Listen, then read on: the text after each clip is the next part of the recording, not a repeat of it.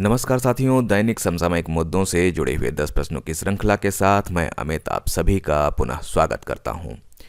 आज एक ज़रूरी सूचना भी देनी है आप सभी को, और वह ज़रूरी सूचना यह है कि इस सेगमेंट को अगले माह की 3 तारीख यानी कि 3 जनवरी 2020 तक स्थगित रखा जाएगा।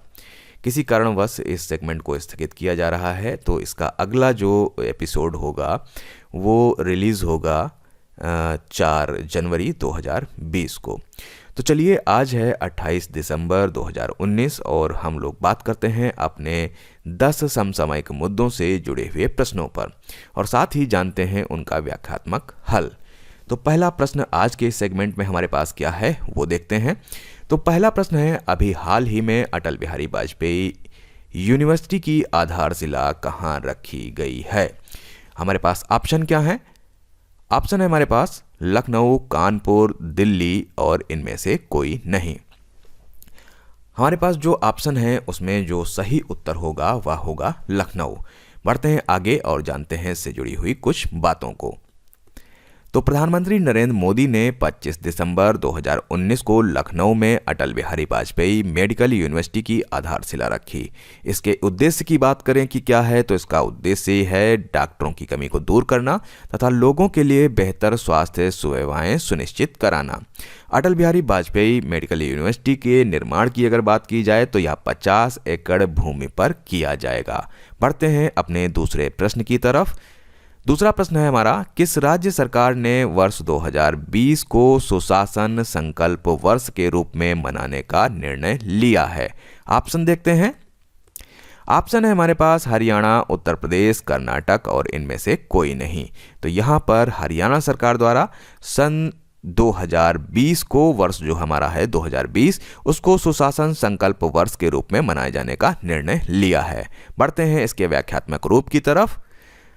तो हरियाणा सरकार ने वर्ष 2020 को सुशासन संकल्प वर्ष के रूप में मनाने का निर्णय लिया है।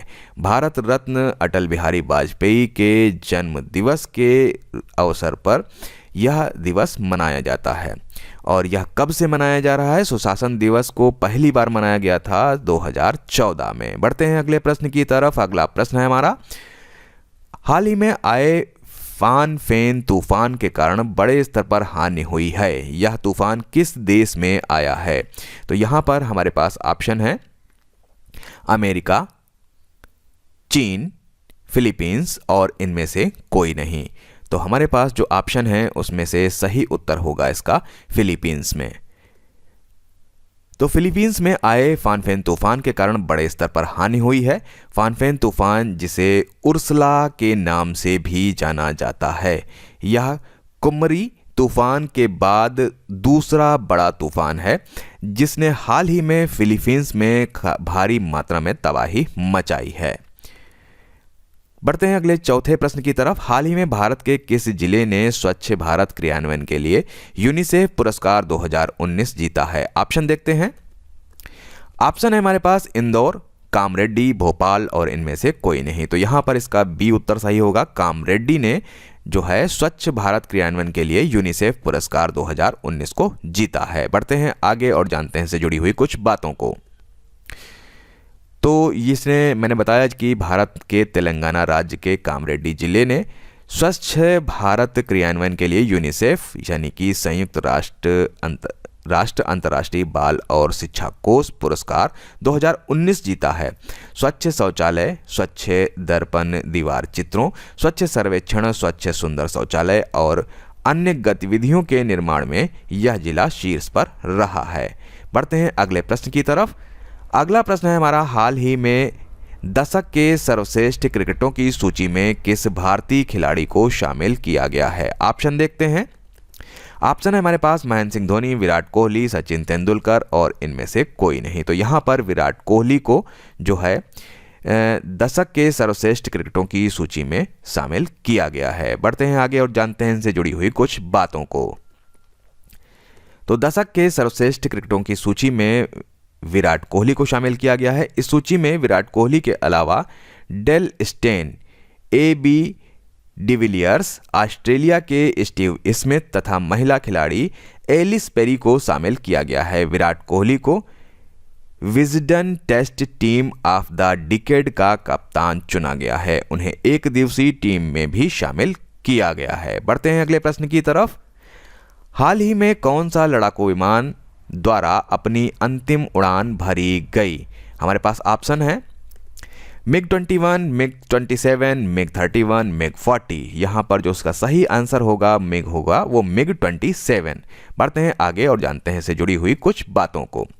तो आप सभी जानते हैं कि MiG-27 विमान द्वारा अपनी अंतिम उड़ान भरी गई है। भारतीय वायुसेना द्वारा 27 दिसंबर 2019 को लड़ाकू विमान MiG-27 के अंतिम स्क्वाड्रन को जोधपुर में डिकमीशन्ड कर दिया गया। MiG-27 लड़ाकू विमान ने 1999 के करगिल युद्ध में महत्वपूर्ण भूमिका निभाई थी। इसके लिए MiG-27 को नाम दिया गया था बहादुर। मिग के इस अंतिम स्क्वाड्रन का नाम स्कॉर्पियन 29 है। इसमें कुल 7 MiG-27 शामिल हैं।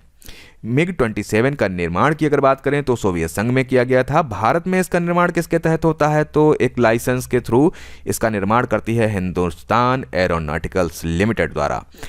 ठीक, तो और आगे बढ़ते हैं। तो MiG-27 ने अपनी पहली उड़ान की अगर बात करें इसकी कब भरी थी, तो 20 अगस्त 1970 को इसने पहली अपनी उड़ान भरी थी। बढ़ते हैं अगले प्रश्न की तरफ।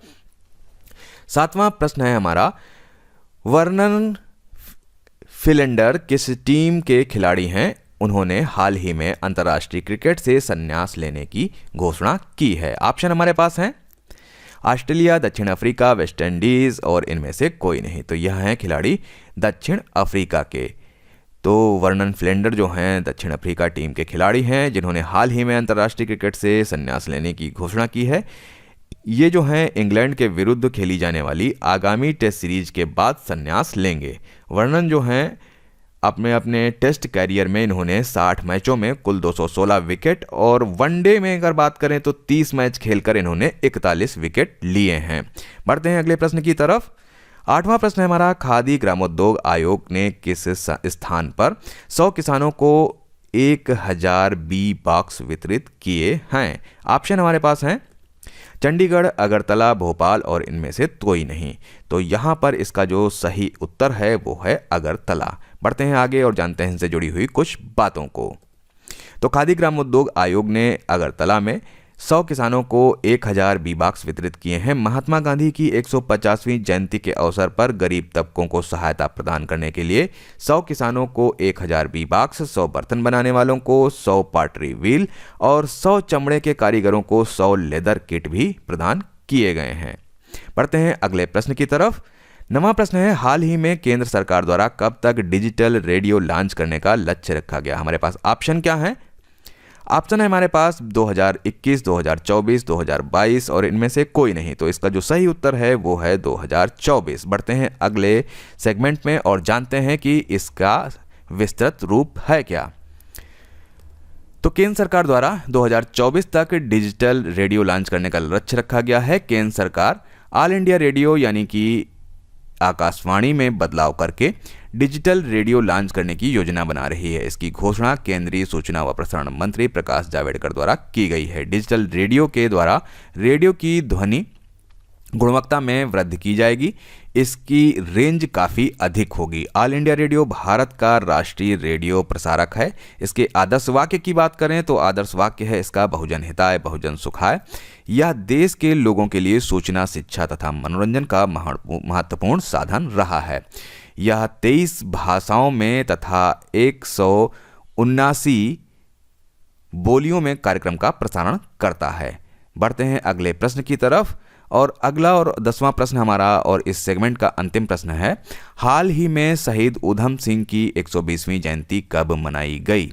हमारे पास ऑप्शन है 25 दिसंबर, 26 दिसंबर, 27 दिसंबर और इनमें से कोई नहीं। तो हमारे पास जो इसका सही उत्तर है वो है 26 दिसंबर को। आइए जानते हैं इनके बारे में कुछ बातें। तो शहीद ऊधम सिंह की जो 120वीं जयंती है वो 26 दिसंबर को मनाई गई। शहीद ऊधम सिंह एक स्वतंत्रता संग्राम सेनानी थे। उनके जन्म की बात करें तो 26 दिसंबर 1899 को पंजाब के संगरूर में इनका जन्म हुआ था। वे गदर पार्टी से संबंधित थे। इन्होंने जलियांवाला बाग हत्याकांड का प्रतिशोध लेते हुए माइकल डायर को मार गिराया था। और 13 अप्रैल 1919 को जलियांवाला बाग हत्याकांड हुआ था। आपको सभी को पता है, लगभग 20,000 निहत्थे महिलाएं, पुरुष, बच्चे वहां पर एकत्रित थे और उसका जो एकमात्र निकास द्वार था उसको इसने बंद करवा दिया था और उसके बाद वहां पर अंधाधुंध गोलीबारी का आदेश भी दिया था। इस हत्याकांड में भारी संख्या में लोगों की मौत हुई थी। तो ये थे हमारे आज के समसामयिक मुद्दों से जुड़े हुए 10 प्रश्न। तो मिलते हैं अगले सेगमेंट में अपने 4 जनवरी 2020 को। तब तक के लिए नमस्कार। सभी को नव वर्ष की तमाम शुभकामनाएं। धन्यवाद।